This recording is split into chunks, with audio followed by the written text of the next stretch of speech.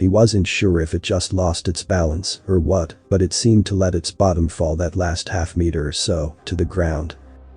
It landed with a loud thud, rocking back a little ways and hitting the wall behind it too. The combined sound of it sitting down and the thin wall shaking off nearly all of the tools that had been leaning against it made for one hell of a racket in the quiet night. As the shaking died down and the tools finally stopped falling on one another, Tom looked up at the giant in confusion and shock. It had been so graceful up to that point. What had that been all about? To its credit though, its eyes were suddenly wider too, as if it was just as surprised as he was. Certain that his family had heard the commotion, Tom got to his feet as quickly as his ankle would allow him. The being looked like it was about to stand up too, but Tom quickly put his two right hands on its shoulder and moved his left in a quick U pattern, trying to get it to stay put. Luckily, it seemed to understand. Tom limped over to the door and with one last look at the giant in his barn, started over towards his house. He could already see shapes moving inside the windows. Tom sighed.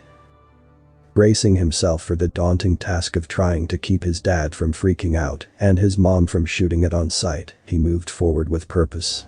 This is going to be a long night, Tom thought to himself. This is going to be a long night, David concluded as his new little friend disappeared quickly out the door. Looking around at the mess he had made, he sheepishly scolded himself for being so careless when sitting down. Tools and equipment were lying on the floor next to him, and he was sure the other side of the divider was even worse. He should have known to be more careful when he bumped his shoulder on the way in and practically shook the entire shed. Well, maybe it was closer to a barn than a shed, considering the size of the being that was using it. To him, it felt like a normal height for a ceiling, but it was clearly much taller for his new host. There was a large door in the center of the wall in front of him that looked like it slid along rails mounted inside. David could probably use that door without having to play Twister to fit through it.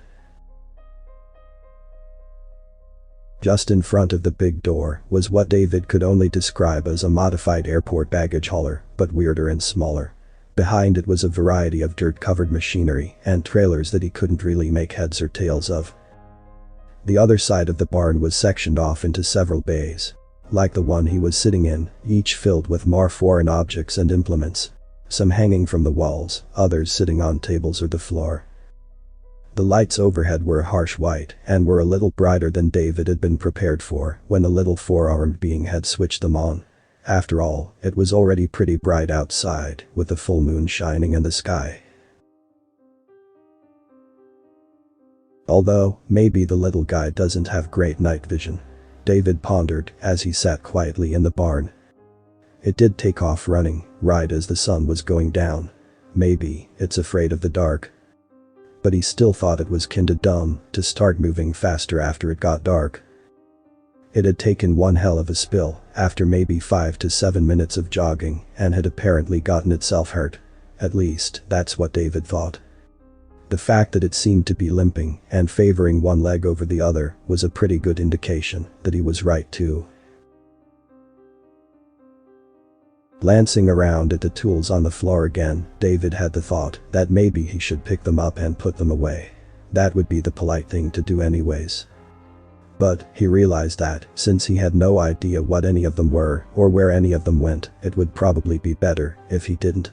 So he just sat there in the barn, trying not to let his mind wander too far in the silence. Luckily, he didn't have to wait too long.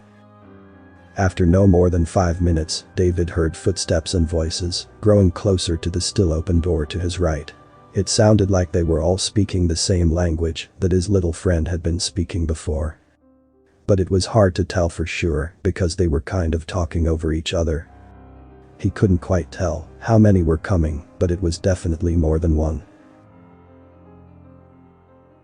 Sure enough, just a few moments later, a group of 3 beings entered through the door, 1 in front and 2 in the back. Thankfully, David recognized the red shirt and limping gait of his little friend, who was leaning on another being wearing a tan robe or pillowcase. David couldn't really tell what it was, but it was one piece and seemed to just be draped on the being's shoulders, with the sides open for its limbs. The one in the tan robe had a slightly darker shade of blue mixed in its flesh-colored skin, with black hair and light yellow eyes. The other being in front was wearing a similar robe to the other, but it was a darker brown color. Its skin was more purply than the other two, and it had deep brown eyes that seemed to match the color of its robe. This one, however, had lighter hair than the other two, being just on the border between brown and blonde. Without really thinking about it, David started naming the three beings in his head. The one in the brown robe in front, which David started thinking of as being number 2, had been talking loudly at his little friend when it entered the barn, but stopped upon seeing him. Or maybe it was the colossal mess he'd caused. Really, it could have been both. Red Shirt, the first creature David had met, started talking back as soon as it saw the opportunity in the momentary silence, seemingly being snapped out of its thoughts. Being number 2 turned and started talking at Red Shirt again. Being number 3, the one in the tan robe that was helping his little friend walk, just kind of stared at David, seemingly confused. Starting to feel awkward, David felt like he was supposed to say something. He raised a hand and said, hi there. This was apparently the wrong thing to do. Upon hearing him speak, all three of the beings shut up and looked directly at David, which only served to make him more self-conscious. He really couldn't read the expressions on their faces, but if he had to guess, he would have said they were shocked and scared. Or maybe just surprised. Being number 2 turned to face David and walked a bit closer to him. With him sitting down, David was right about eye level with it. It started to speak again, its melodic voice sounding different than Red Shirt's, but still very pleasant to listen to, although the tone sounded more serious. It stopped speaking and looked at David like it was expecting a response. David started, but was cut off by a Red Shirt, who again began talking at being number 2. Being number 2 made a weird noise with its mouth that sounded like a cat trying to sigh like a person, and reached one of its smaller upper hands into a pocket on the front of its robe. It pulled out a small device and offered it to David.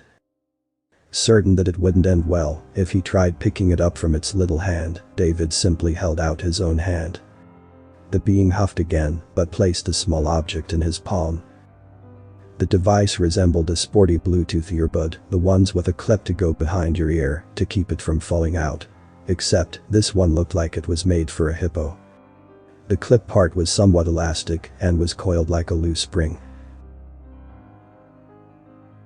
David looked up at being number 2, not sure what he was supposed to do with it. Impatiently, the little creature pointed to the stalk-like ears on its head. It was only then that David noticed it was wearing one of the same devices. The earbud portion seemed to sit on top of the opening, with the rest of it coiled around the ear. Since there was no way the coiled part was going to fit around his ear, David settled on just pressing the device into his ear with one finger. The elastic compressed easily, and he started to hear a very faint static coming from the device. Seemingly satisfied, being number 2 started talking again and looked expectantly at David after he finished. The author's name and the link to original text is in the description. Consider tapping the thumbs up and pressing the subscribe button if you enjoyed this video.